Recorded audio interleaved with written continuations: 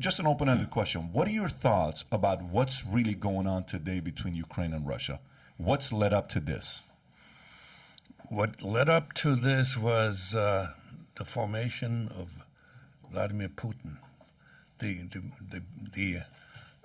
Vladimir Putin was a KGB agent in East Germany, in the town of Dresden. He was not much of an agent. He was a mid-level bureaucrat. But, you know, when in those days, when you joined as a Soviet citizen, you joined the KGB, you were a flaming communist and a patriot. Okay, so, and the KGB was the elite of the elite, right? So he was a mid-level bureaucrat in Dresden, had the good life because East Germany standard of living was much higher than in the Soviet Union. There's pictures of him. He was pretty chubby. He liked the German beer. And you can't blame him. The German beer is pretty good. I mean, yes, there's no bad beer in Germany. So anyway, and then there was a moment that pretty much shaped him ideologically. It was when in 1989, when the wall came down, East German citizens stormed a bunch of Stasi offices. And in Dresden, they went after the KGB office. And the KGB, the guards wouldn't let them in, and they told them, go away or else we're going to shoot. So they went away. They came back the next day. Vladimir called Berlin and asked Berlin, do we have permission to shoot if they come back? And Berlin said, we called Moscow. They're silent. That was the moment when Vladimir understood that Gorbachev was letting go of East Germany, and this, and the idea that he belonged to the most powerful organization on the planet, and he was fundamentally had no powers to do something.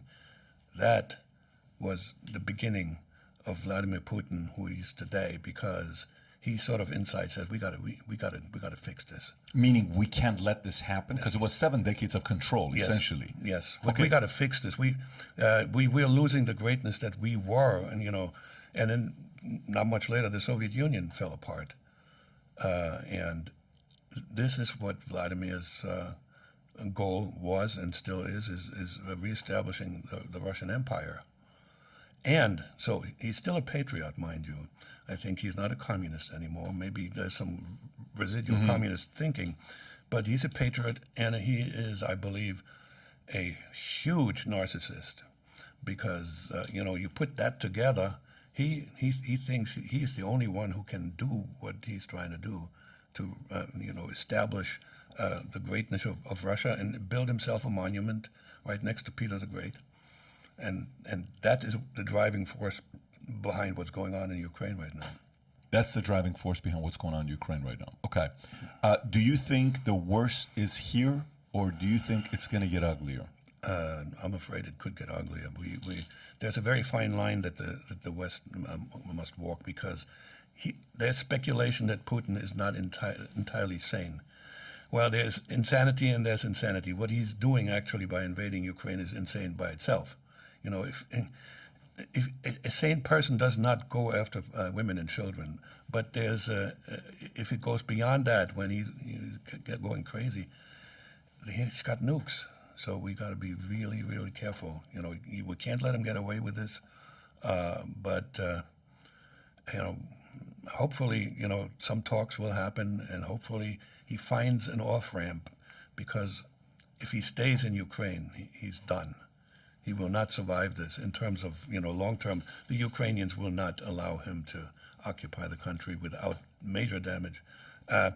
The fall of the Soviet Union started with the debacle in Afghanistan, right? And this is going. If he occupies all of Ukraine, you're going to have an Afghanistan multiplied several times over. Do you think he watched how things were handled in Afghanistan, and the Taliban got, $80 billion or whatever the equipment was, and the mishandling of it that was brought up both by the folks on the left and the right, so it wasn't like a political side that they're just disagreeing. Do you think he saw that as an opportunity to say, this is the time for us to invade Ukraine? Yes. Yes. I don't know if it was the deciding factor, but clearly it looked like the American military doesn't know what they're doing anymore. It appears that the generals actually had a different plan and were overridden by civilians in the White House who don't know what they're doing. So if you enjoyed this little segment from the podcast, click over here to watch the entire podcast. And if you've not subscribed to the channel, please do so. Take care, everybody.